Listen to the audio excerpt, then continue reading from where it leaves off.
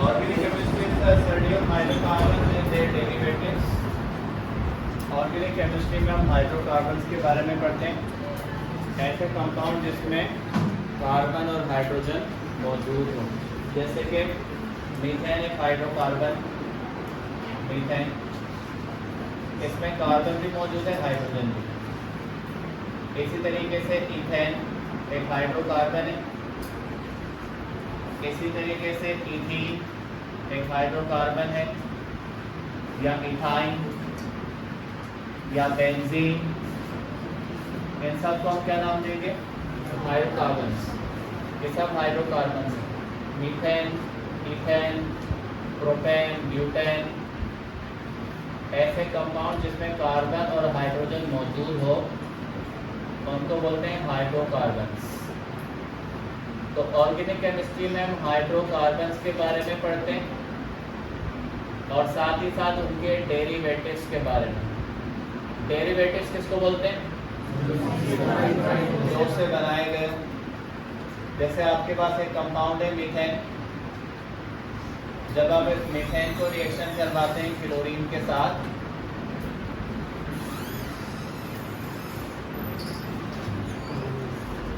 बेटा दुआ शॉर्ट करते हैं आजकल, इशा के बाद लंबी दुआ मांगा करें, बल्कि ताज्जुद के बाद, मगर इसके बाद क्लास होती ना, थोड़ी सी दुआ मांगा करें। अब क्लोरीन में देखें हाइड्रोजन को रिप्लेस किया और इसने बना लिया क्लोरोमीथेन, इसका नाम है क्लोरोमीथेन। फिर दोबारा से क्लोरोमीथेन के साथ आपने रिएक्शन, क्लोरीन का रिएक्शन करवाया। अभी कितने हाइड्रोजन थे पहले? 4, कितने रह गए? अब रह जाएंगे 2 हाइड्रोजन। ये बन गया डाई क्लोरोमीथेन। आपने फिर इसका क्लोरीन से रिएक्शन करवा दिया, अब बना लेगा ट्राई क्लोरोमीथेन, जिसको क्लोरोफॉर्म भी कहते हैं, और फाइनली बना लेगा CCl4। अब आप देखें CCl4 वैसे तो ये सब डेरिवेटिव्स कहलाएंगे, लेकिन CCl4 को देखकर आप ऐसा सोच सकते हैं कि ये तो शायद हाइड्रोकार्बन है ही नहीं, क्योंकि इसमें हाइड्रोजन ही नहीं है। लेकिन फिर भी CCl4 को हम ऑर्गेनिक कंपाउंड कंसीडर करेंगे और हम इसको ऑर्गेनिक केमिस्ट्री में पढ़ेंगे। तो ऑर्गेनिक केमिस्ट्री में ना सिर्फ हम हाइड्रोकार्बन्स के बारे में पढ़ते हैं, बल्कि अगर हाइड्रोकार्बन का कोई डेरिवेटिव है तो उसको भी हम किस में पढ़ते हैं? ऑर्गेनिक केमिस्ट्री में। Study of hydrocarbons and their derivatives. ठीक है, इसके बाद इसमें कुछ एक्सेप्शंस हैं। एक्सेप्शन का मतलब समझते हैं? एक्सेप्शन का मतलब है कि ये इसमें इंक्लूड नहीं है, इनको आप अलग कर दें। और उन एक्सेप्शन में है कार्बन मोनोऑक्साइड। तो कार्बन मोनोऑक्साइड में देखें कार्बन मौजूद है, लेकिन फिर भी इसको हम ऑर्गेनिक में नहीं पढ़ेंगे। कार्बन डाइऑक्साइड में कार्बन मौजूद है। कार्बोनेट्स में कार्बन होती है, कार्बोनेट जैसे कि CO3, जिसके साथ भी CO3 आ जाए इसका मतलब वो कार्बोनेट है। जैसे सोडियम कार्बोनेट, जैसे मैग्नीशियम कार्बोनेट, कैल्शियम कार्बोनेट। तो जहाँ पे भी कार्बोनेट्स होंगे वो ऑर्गेनिक केमिस्ट्री में शामिल नहीं होंगे। या अगर कोई बाइकार्बोनेट हो, जिसको हाइड्रोजन कार्बोनेट भी कह सकते हैं, HCO3, इस HCO3 को भी हम ऑर्गेनिक केमिस्ट्री में शामिल नहीं करेंगे। सोडियम बाइकार्बोनेट, कैल्शियम बाइकार्बोनेट, कोई सा भी बाइकार्बोनेट ऑर्गेनिक केमिस्ट्री में शामिल नहीं होगा। साइनाइड्स, कोई सा भी साइनाइड ऑर्गेनिक केमिस्ट्री में शामिल नहीं होगा। Sodium cyanide, potassium cyanide, ammonium cyanide, ये सब इनऑर्गेनिक है। देखिए इसमें सब में कार्बन है। साइनेट्स, CNO, इसको पढ़ते हैं साइनेट। तो साइनेट भी ऑर्गेनिक केमिस्ट्री में शामिल नहीं, जैसे इसका नाम है अमोनियम साइनेट। थायोसाइनेट, थायोसाइनेट भी ऑर्गेनिक केमिस्ट्री में शामिल नहीं है। थायो बिकॉज ऑफ सल्फर। सल्फर जब भी रिप्लेस करता है ऑक्सीजन को, उसके साथ वर्ड क्या लगाते हैं? थायो। कार्बाइड्स, ऐसा कोई सा भी कंपाउंड जिसमें कार्बन किसी मेटल के साथ कनेक्ट हो जाए उसको कार्बाइड पढ़ते हैं। और कार्बाइड का मतलब कार्बन पे नेगेटिव चार्ज है। जैसे ऑक्सीजन पे नेगेटिव चार्ज होता है तो क्या पढ़ते हैं? ऑक्साइड। तो कार्बन पे जब नेगेटिव चार्ज होगा उसको पढ़ेंगे कार्बाइड। ऐसा जब होगा जब कार्बन किसी मेटल के साथ कनेक्ट होगा, जैसे इसका नाम है एल्युमिनियम कार्बाइड। अब आप देखें इन सब में कार्बन है, लेकिन इनके कैरेक्टरिस्टिक्स किसी भी ऑर्गेनिक कंपाउंड से मैच नहीं करते। इसी वजह से ये तमाम कंपाउंड किस में आएंगे? एक्सेप्शंस में।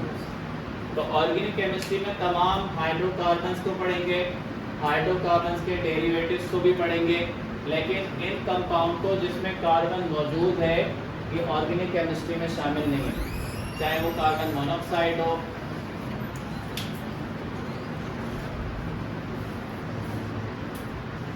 कहाँ गए थे भाई? इन्होंने तो 2 लंबी की थी, आप दोनों कहाँ चले गए थे? हाँ, आवाज नहीं आ रही, क्या बोल रहे हैं? तस्वीर पढ़ रहे थे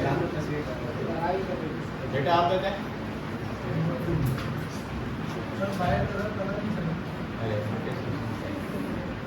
आपका ब्रेक हुआ मेरे ख्याल से 50 पे, आप 50 से देखें 8:30 हो रहा है, 40 मिनट्स आपको पता नहीं चलेगा।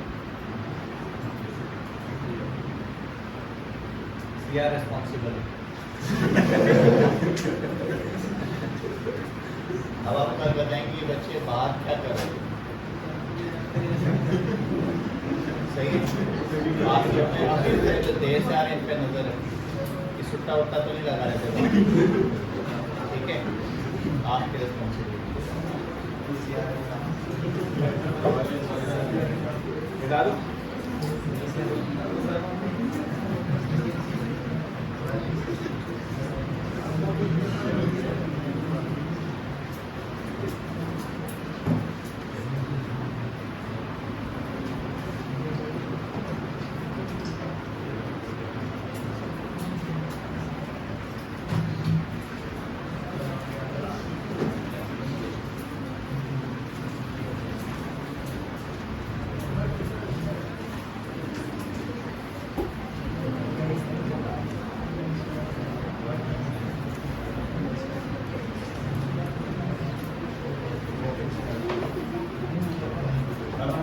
पहला टॉपिक स्टार्ट करें, उसका नाम है नॉमेनक्लेचर।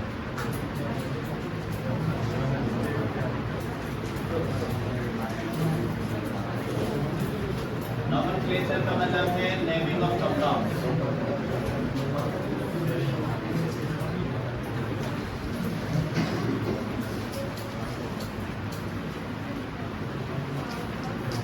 ठीक है, कंपाउंड को नाम देने का तरीका। अब इसमें 2 सिस्टम राइज है, एक कहलाता है कॉमन और ट्राइवियल नेम्स, दूसरा कहलाता है IUPAC सिस्टम।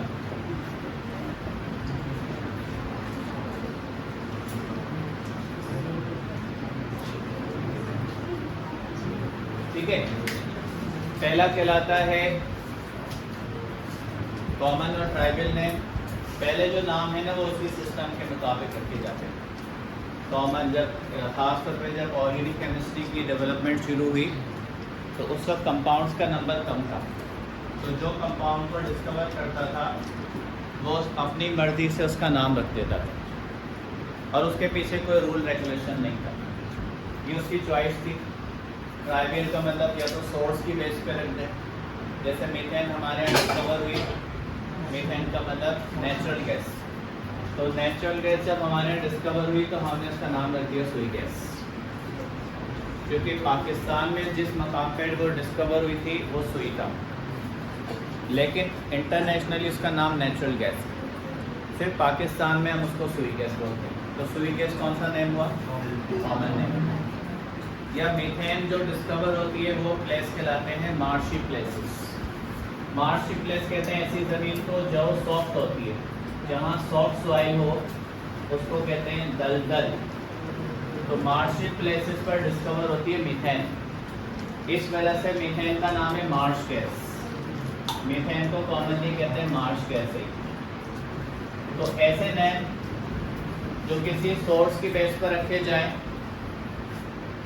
या किसी जो चॉइस की बेस पर रखे जाए वो कहलाते हैं कॉमन नेम्स। सही है?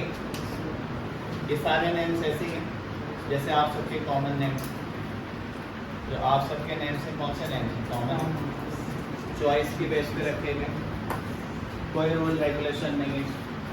जब आप दुनिया में तशरीफ लाए तो पेरेंट्स को जो नाम पसंद आए उन्होंने नाम रख दिया, भले वो नाम उसकी पर्सनैलिटी से मैच हो या ना हो। अगर नाम रख दिया शरीफ, बाद में बदमाश निकल गया तो फिर भी उसको सब क्या बोलेंगे? शरीफ, भले वो सबसे बड़ा बदमाश हो। ठीक है? कॉमन नेम में कोई रूल नहीं है, लेकिन ये कब तक चलता रहा? जब तक कंपाउंड्स का नंबर कम था।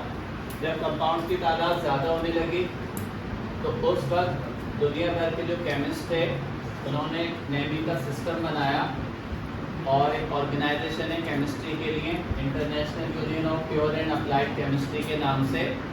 उन्होंने रूल्स का एक ऐसा सिस्टम बनाया हुआ है कि जिसकी मदद से आप किसी भी कंपाउंड को खुद से नाम दे सकते हैं। यानी आप मिलियंस ऑफ कंपाउंड्स को नाम याद रखने के बजाय आप रूल्स को फॉलो करते हुए उसका नाम बता दें। इसको नाम देते हैं IUPAC सिस्टम। तो हम ज़्यादा फोकस करेंगे इसी पर। कॉमन नेम्स एंड में करेंगे, उसमें मैं आपको कुछ कॉमन नेम्स बता दूँगा, वो आपको सिर्फ याद रखने होंगे। IUPAC सिस्टम हम सीखेंगे कि कंपाउंड को नाम किस तरह से दिया जाता है। ठीक है? अच्छा, ऑर्गेनिक कंपाउंड के केमिस्ट्री की जो डेवलपमेंट हुई, अब इसमें सबसे पहले हम इसमें सीखते हैं इसकी काउंटिंग। मिसाल के तौर पे कार्बन के हिसाब से ऐसा कोई सा भी स्ट्रक्चर जिसमें सिर्फ एक कार्बन, तो उसके लिए हम वर्ड क्या इस्तेमाल करते हैं? मीथ का मतलब है उस स्ट्रक्चर में सिर्फ एक कार्बन होगा। अगर किसी में दो कार्बन होंगे तो हम कहेंगे उसको ईथ। अगर किसी में तीन कार्बन होंगे तो प्रोप। और ये सिर्फ कार्बन की काउंटिंग है, इसमें हाइड्रोजन शामिल नहीं है। कार्बन के हिसाब से एक कार्बन को मीथ कहेंगे। जैसे अभी मैंने नाम लिखा हुआ है, देखें इसका नाम क्या है? मीथेन। तो मीथेन में आप देख सकते हैं खुद एक कार्बन है, इसका नाम मीथेन है। दो कार्बन को ईथ, तीन को प्रोप, चार को ब्यूट, पांच को पेंट। तो इसका मतलब है कि पहला तो आपका टास्क है कि आपको पता हो कितने कार्बन को क्या बोलते हैं। 6 कार्बन को हेक्स, 7 कार्बन को हेक्ट, 8 कार्बन को ऑक्ट, नॉन, एंडेक। इस तरह से आपको मिनिमम पहले याद करने हैं। ठीक है? इससे आपको पता चलेगा उस कंपाउंड में कार्बन का नंबर क्या है। जैसे मैंने आपके सामने लिखा पेंटेनोइक एसिड, पेंटेनोइक एसिड, या मैंने आपके सामने लिखा प्रोपेनॉल, या मैंने आपके सामने लिखा मेथेनॉल। आप इन तीनों नाम के अंदर आप कार्बन का नंबर आइडेंटिफाई कर सकते हैं। प्रोप का मतलब इसमें सिर्फ 3 कार्बन होंगे, पेंट का मतलब इसमें 5 होंगे, मीथ का मतलब इसमें 1 होगा। तो पहला आपका टास्क है कि आपको पता हो कितने कार्बन को क्या बोलते हैं। इसी से हमने इसकी बेसिक फैमिली बनाई, उस फैमिली का नाम है अल्केन। अल्केन हाइड्रोकार्बन की सबसे बेसिक फैमिली है, अल्केन फैमिली। और अल्केन फैमिली स्टार्ट होती है मीथेन से। इसका पहला मेंबर है मीथेन। इन तमाम फैमिली मेंबर्स में ये जो उसका सफिक्स है कॉमन आएगा। अब आप देख लें, इन्हीं सारे नाम के साथ में क्या लगा दूंगा? Simply n. Methane, ethane, propane, butane, pentane, hexane, heptane, octane, nonane and decane.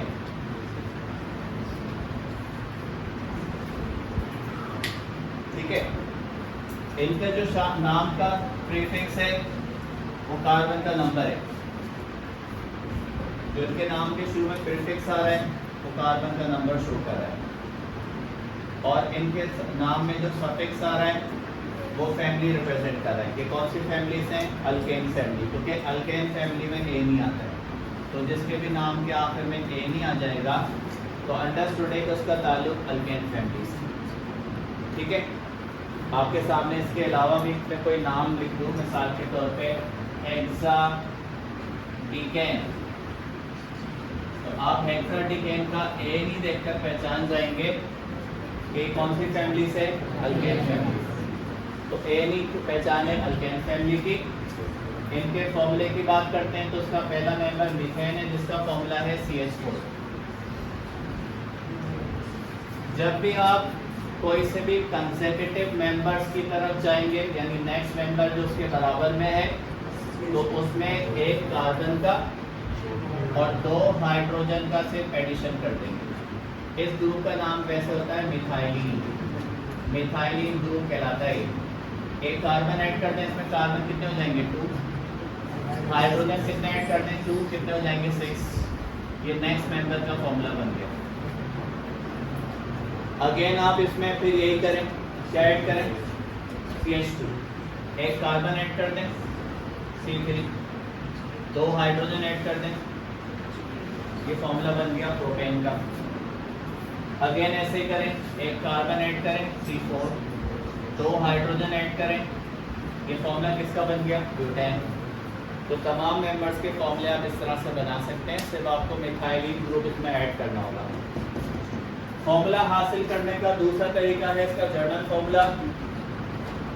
Journal formula alkanes का होता है CnH2n+2।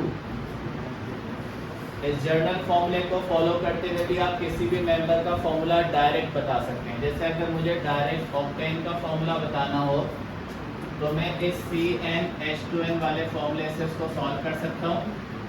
मुझे सिर्फ पता ये होना चाहिए कि ऑक्ट का मतलब क्या है।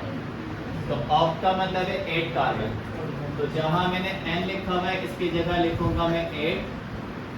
जो n यहाँ रखा है वही n यहाँ पर आ जाएगा। 2 8 16 + 2 18। इसका मतलब ऑक्टेन का फॉर्मूला होगा C8H18। अगर आप ऑक्टेन के बजाय हेप्टेन का फॉर्मूला बनाएंगे तो यहाँ पर जहाँ n की जगह 8 लिखा था अब आएगा 7। वही 7 दोबारा से यहाँ पर आ जाएगा। सही है, तो 7 × 14 और 2 16।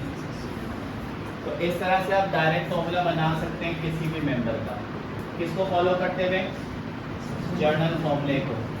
जर्नल फॉर्मूले से भी आप फॉर्मूला बता सकते हैं और इस सीक्वेंस को फॉलो करते हुए भी आप फॉर्मूला फाइंड आउट कर सकते हैं। सही है, इस फैमिली का नाम था अल्केन फैमिली। इसी से मिलती जुलती दूसरी फैमिली है जिसका नाम है अल्कीन। Alkyne family. जिस तरह अल्केन फैमिली के अंदर इसका सफिक्स था एनी, इसमें सफिक्स क्या है? ईएनी। इसका पहला मेंबर स्टार्ट होगा ईथीन से। इसमें मीथीन एग्जिस्ट नहीं करता क्योंकि मीथ का मतलब एक कार्बन है और कार्बन डबल बॉन्ड हाइड्रोजन के साथ नहीं बना सकता। कार्बन को डबल बॉन्ड बनाने के लिए एक और कार्बन चाहिए। तो जब कार्बन 2 हो जाएंगे तो वो मेंबर क्या कहलाएगा? ईथीन। इसका नेक्स्ट मेंबर है प्रोपीन। इसी तरीके से ब्यूटीन, पेंटीन, हेक्सीन, हेप्टीन। तो ये सारी फैमिली इसी को फॉलो करेगी। फर्स्ट फर्क क्या होगा? यहाँ पे सफिक्स क्या था? एनी। इन सब में क्या आएगा? एनी। इसके बाद नेक्स्ट फैमिली है अल्काइन। Alkyne family.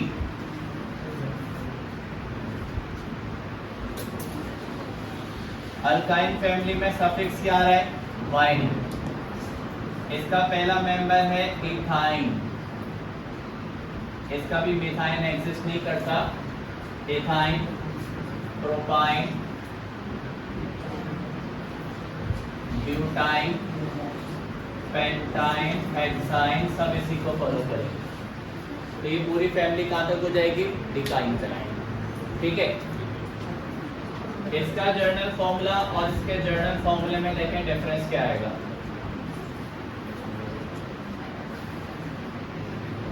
अल्केन का मतलब था इनमें कार्बन कार्बन के बीच में सिर्फ सिंगल बॉन्ड आ सकता है। अल्केन का मतलब यहाँ पर कम से कम एक डबल बॉन्ड आ जाएगा। अल्काइन का मतलब यहाँ पे कौन सा बॉन्ड होगा? Triple bond. अब आप देखिए दोनों में फर्क क्या आएगा। अगर आपको इनका फॉर्मूला लिखना हो, मिसाल के तौर पे आपको फॉर्मूला लिखना हो इथेन का, इथेन आप कंपेयर करना चाह रहे हैं इथेन, इथीन और इथाइन, इनके फॉर्मूले में डिफरेंस क्या है? तो इनके फॉर्मूले में डिफरेंस ये है कि ईथ का मतलब इसमें भी 2 कार्बन है, ईथ इसमें भी 2 कार्बन है और इसमें भी 2 कार्बन है। लेकिन इसमें क्या लिखा हुआ है? इसका मतलब इसके बीच में सिर्फ सिंगल बॉन्ड है। ये नहीं का मतलब और वाई नहीं का मतलब। तो कार्बन की वैलेंसी होती है 4। कार्बन को 4 बॉन्ड्स की जरूरत है। इस कार्बन ने सिर्फ 1 बॉन्ड बनाया है, इसको मजीद 3 बॉन्ड्स चाहिए। जितने बॉन्ड्स चाहिए उतने H लगाएंगे। इसके साथ H कितने लगेंगे? 3। देखिए इसकी 4 वैलेंसी कंप्लीट हो गई। इसके साथ भी 1 बॉन्ड लिखा हुआ है, कितने कम है? 3। अब आप काउंट करें टोटल हाइड्रोजन कितने इसके साथ? 6 लिखा हुआ C2H6। इसके साथ डबल बॉन्ड आने के बाद 2 वैलेंसी कंप्लीट है, कितनी कम है? तो एक H लगाया, दूसरा H लगाया, लेकिन इसकी 4 वैलेंसी कंप्लीट हो गई। इसके साथ भी 2 वैलेंसी लिखी हुई है, बाकी 2 कम है। इसकी भी देखिए 4 कंप्लीट हो गई। कितने हाइड्रोजन हो रहे टोटल? इसीलिए इसका फॉर्मूला है C2H4। और फाइनली इसमें ट्रिपल बॉन्ड की वजह से 3 वैलेंसी कंप्लीट है, एक कम है, एक H लगा दें, इसमें भी एक H लगा दें। फॉर्मूला क्या हुआ? C2H2। अब आपको अंदाजा हो गया कि इन तीनों मेंबर्स में सिर्फ क्या फर्क है? ओनली 2 हाइड्रोजन का डिफरेंस। ये 2 हाइड्रोजन, ऐसा ही डिफरेंस यहाँ पर भी होगा, ऐसा ही डिफरेंस यहाँ पर भी होगा। जहाँ पे भी आप कंपेयर करेंगे इसको, मिसाल के तौर पे प्रोपेन था C3H8, तो जो प्रोपीन होगा वो क्या बनेगा? C3H6। 2 हाइड्रोजन कम हो जाएंगे, ये क्या हो जाएगा? C3H4। ये था C4H10, ये होगा C4H8, ये होगा C4H6।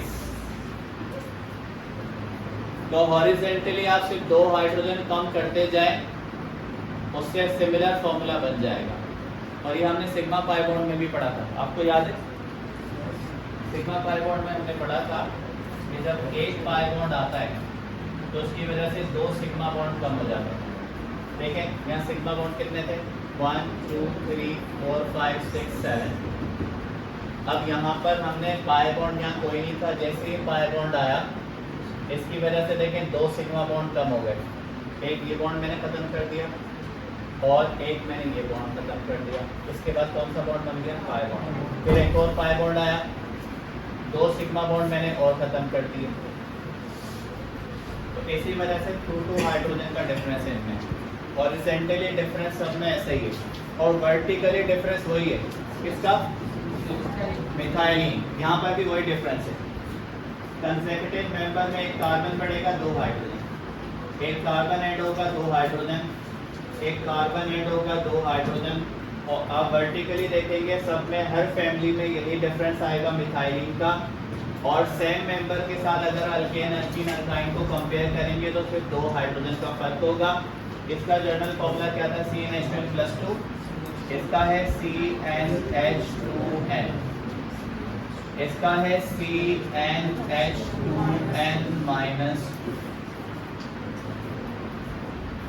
सही है, सबको क्लियर है? तो इस तरह से आप इन तमाम फैमिलीज को कंप्लीट कर लेंगे 10 तक, अल्केन्स को भी, अल्कीन्स को भी और अल्काइंस को भी।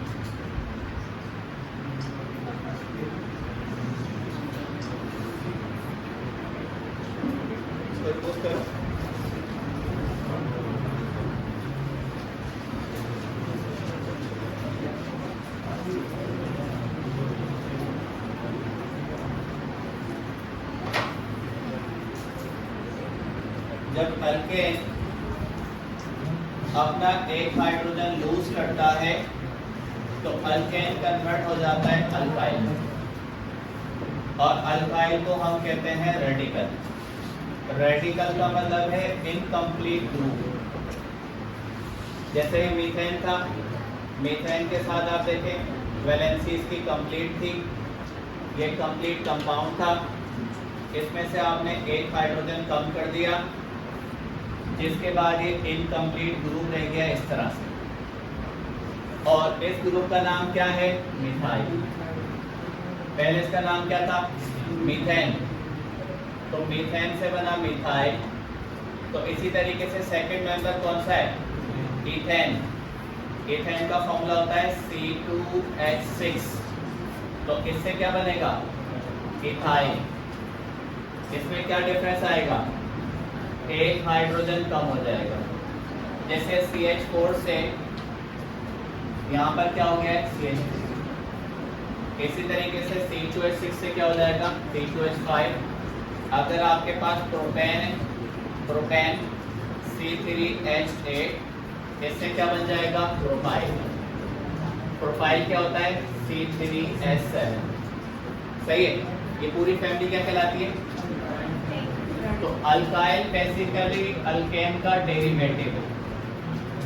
अल्काइल को बोलते हैं रेडिकल। इसके साथ हम एक बॉन्ड शो करेंगे जो कि बताएगा इसकी वैलेंसी इनकम्प्लीट है।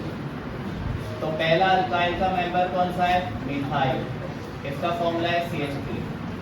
देखिए मैंने इसके साथ बॉन्ड शो किया हुआ है, लाजमी शो करेंगे, बता रहे हैं इसकी वैलेंसी कम है। इथेन से बनेगा इथाइल, इसका फॉर्मूला था C2H6, इसका होगा C2H5। प्रोपेन से बनेगा प्रोपाइल, C3H7। ब्यूटेन से बनेगा ब्यूटाइल, C4H9। सही है? ये सब इसी को फॉलो करेंगे। अब आप देखें इसमें और उसमें फर्क क्या है? सिर्फ एक हाइड्रोजन का फर्क है। इसका जर्नल फॉर्मूला क्या होगा? CN H2N +1। ये क्या था? ये क्या होगा? +1। तो 4 फैमिलीज मैंने बता दी, अल्केन, अल्कीन, अल्काइन और अल्काइल। सही?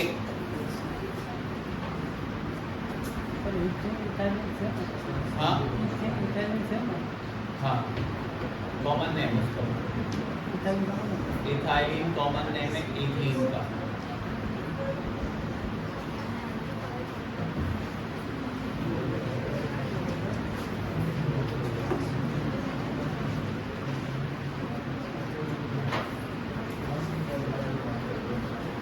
कार्बन को बोलते हैं अनडीकेन। 12 कार्बन को बोलते हैं डूडीकेन।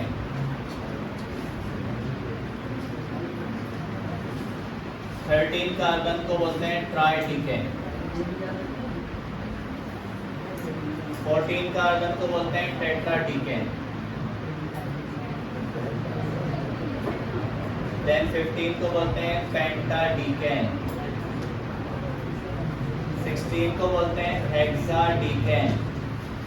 17 को बोलते हैं हेप्टाडीकेन। 18 को बोलते हैं ऑक्टाडीकेन। 19 को बोलते हैं नोनाडीकेन और 20 को बोलते हैं इकोसेन।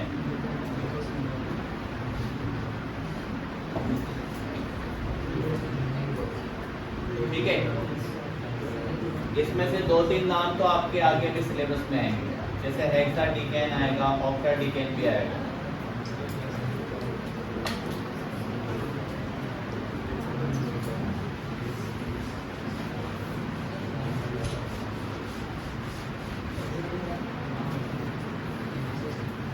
अब हम सीखेंगे कि किसी भी फॉर्मूले को देखकर हम कैसे आइडेंटिफाई करेंगे कि वो फॉर्मूला किसी अल्केन का है, वो अल्कीन का है या अल्काइन का है। अगर आपके सामने कोई फॉर्मूला लिखा हुआ हो, मिसाल के तौर पे आप बताएं बेटा C9H18 इसका फॉर्मूला है।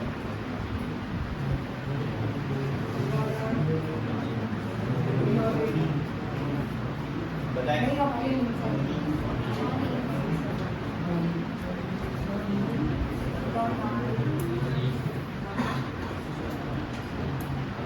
किसका फॉर्मूला है?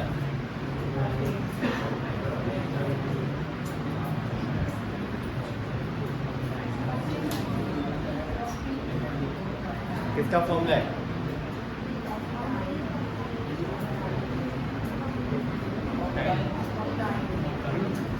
देखिए इसका सिंपल सा तरीका है कि जैसे आपके सामने कोई फॉर्मूला आएगा, इन आप तीनों के जनरल फॉर्मूले से कंपेयर करके अंदाजा लगा सकते हैं कि जो भी अल्कीन्स होती हैं उसमें हाइड्रोजन का नंबर कार्बन से डबल होता है।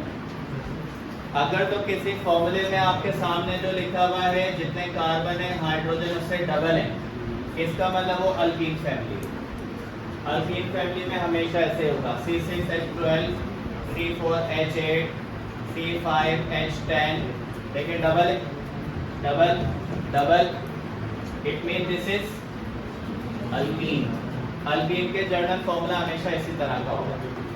या आपसे मैं किसी का अल्कीन का नाम बता दूं, मिसाल के तौर पे ऑक्टेन, तो आप इसका जनरल फॉर्मूला इसी तरह से बना सकते हैं C8H3। अगर तो आप देख रहे हैं कि उसके फॉर्मूले में जो हाइड्रोजन का नंबर है वो डबल से 2 ज्यादा है, इसका मतलब वो अल्केन है। लेकिन क्या लिखा हुआ है, पहले डबल करें फिर क्या कर दें, 2 ऐड कर दें। 4 का डबल 8,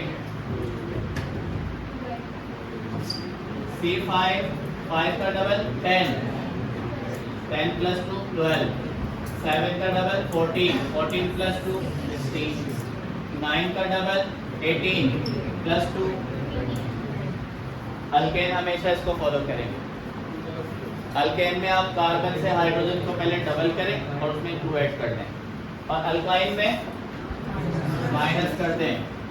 C5, 5 का डबल 10, 10 में से 2 माइनस कर देंगे। तो इस तरह से आप पहचान सकते हैं वो अल्केन है, अल्कीन है या अल्काइन है। ठीक है, आप बताएं बेटा C7H12 हेप्टाइन है, हेप्टीन है, हेप्टेन है, हेप्टाइन है। सही है, ये क्लियर है सबको? कल से हम करेंगे इसके बेसिक रूल। आज मैं आपका रिजल्ट देख रहा था, आपकी शीट में स्पेशली लेकर आया था नोटिस बोर्ड से उतार के। आपकी क्लास में हाईएस्ट मार्क्स आए हैं अनफाल के 169, इसको तो मैं जानता हूँ। उजैर कौन है? उजैर 154। हफ्सा कौन है? 152। शकील 150। अंजा कौन है? अंजा 149।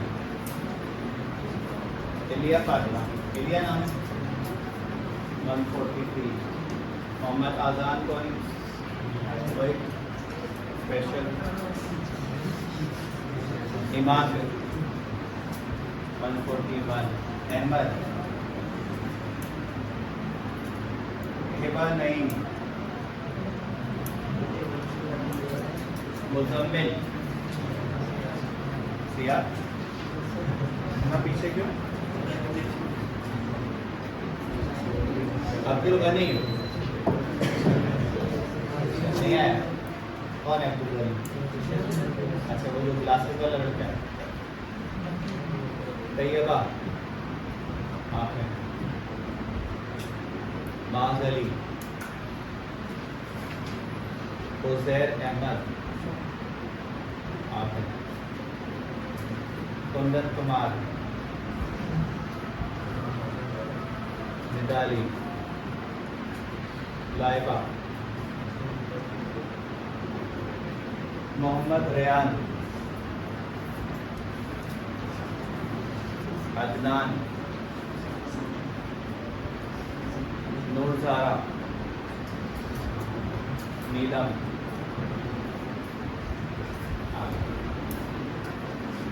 शानसे, मोहम्मद आसिफ, अब्दुल मुकीम,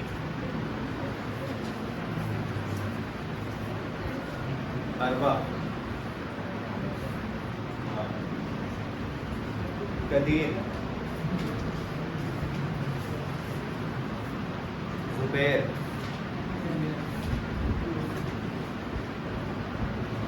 एमल नाम है, एमल आप हैं, महक,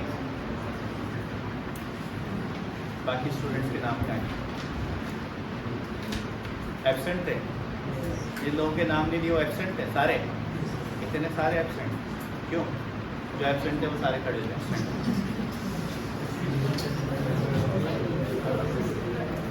जो एब्सेंट थे टेस्ट में मुझे बताया था, नहीं बताया था, खो गए थे, कुछ भी था, खड़े हो गए।